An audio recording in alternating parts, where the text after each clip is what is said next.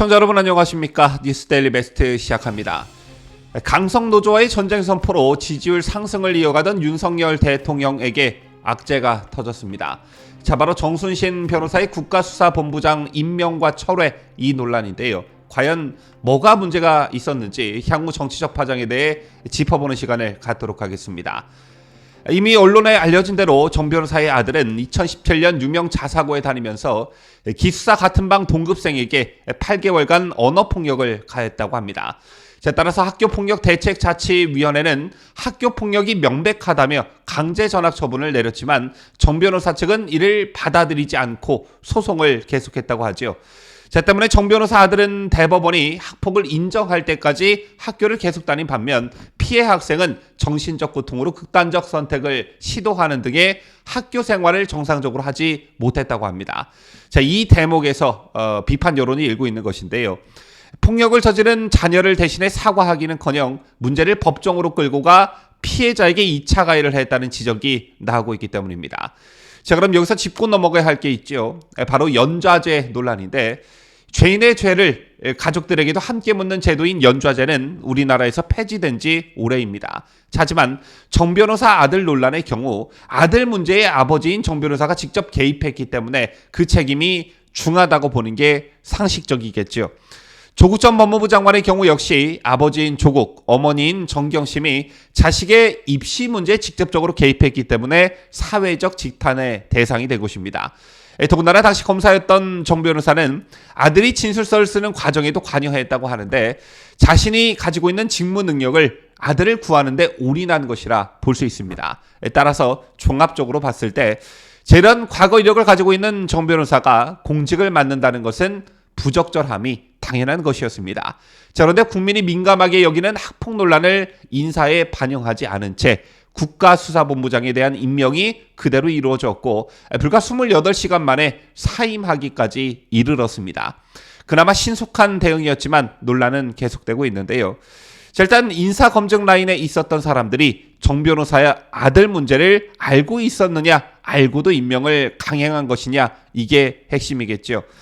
경찰청은 지난 17일 국수본부장 모집 지원자를 심사한 결과 지원자 3명 가운데 정 변호사를 최종 후보자로 낙점해 윤 대통령에게 추천했습니다. 따라서 추천자는 윤익은 경찰청장이 되는 것인데 윤 청장은 오늘 정순신 변호사의 아들 학교폭력 인지 여부에 대해 아예 전혀 몰랐다는 입장을 내놨습니다.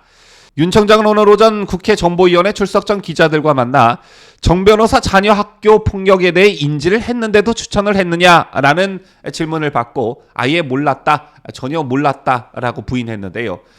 윤석열 대통령 역시 이 문제를 인지하지 못한 것으로 보여집니다. 윤 대통령은 정 변호사가 현직 검사 시절 학폭 소송전을 벌였다는 사실을 보고받은 뒤 피해자가 버젓이 있는데 어찌 검사라는 공직자가 대법원까지 소송을 할 수가 있느냐라는 취지로 성토했다고 하는데요. 검사로 재직하면서 사적 이익을 위해 법적 지식을 활용한 것이 대단히 부적절했다는 겁니다. 그리고 또 한 가지, 대통령실 내에선 정 변호사가 공직 후보자 사전 질문서에 사실과 다른 답변을 한 점도 납득하기 어렵다는 분위기입니다.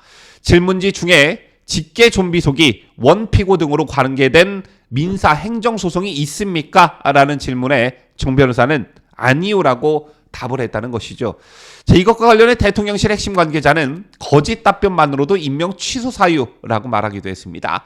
정 변호사가 금방 들통날 사안을 가지고 왜 거짓 서면 답변을 했는지 이것도 참 미스터리한데요.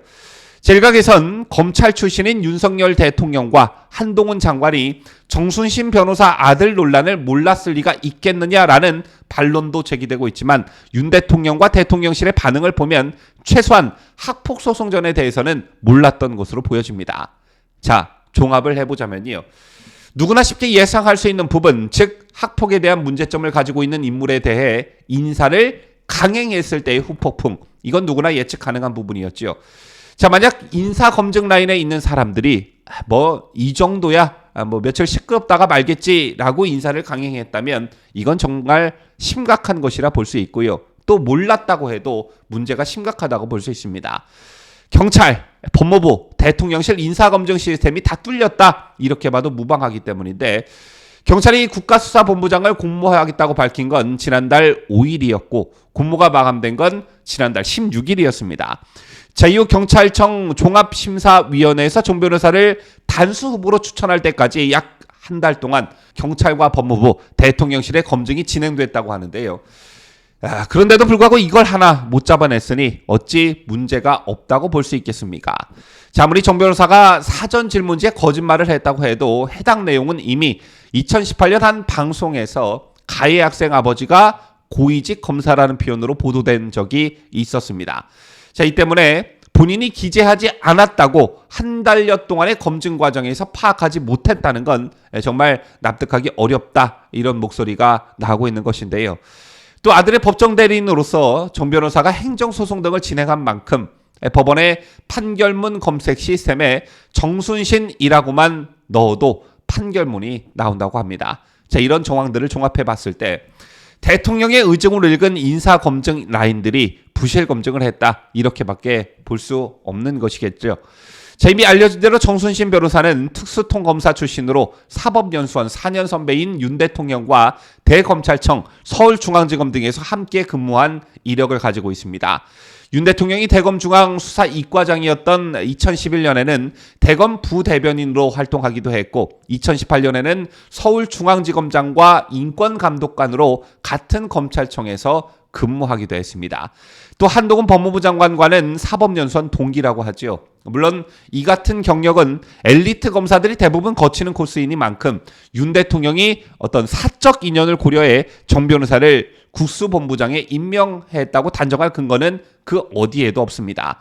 하지만 정 변호사가 검찰 안팎에서 수사 능력 측면에서는 확실히 검증됐다는 평가를 받는 인물이니만큼 경찰 국가수사본부장 자리에 웬 검사 출신이냐라는 반발 여론에도 불구하고 정 변호사에 대한 신임은 두터웠을 거다라는 것은 예측이 가능한 부분입니다. 또 윤익은 경찰청장이 경찰을 제대로 장악하지 못하고 있는 데 따른 윤 대통령의 일종의 염려를 상쇄시키기 위해 정 변호사를 국가수사본부장에 앉히려 했다, 이런 분석도 가능한 부분이기도 하죠.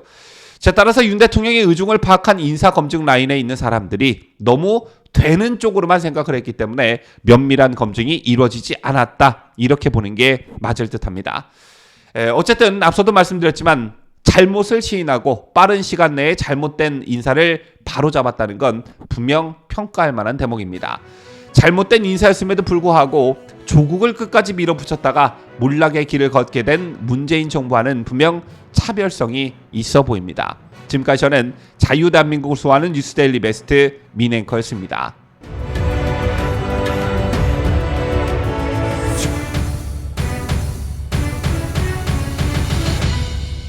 함께해요. 뉴스데일리 베스트.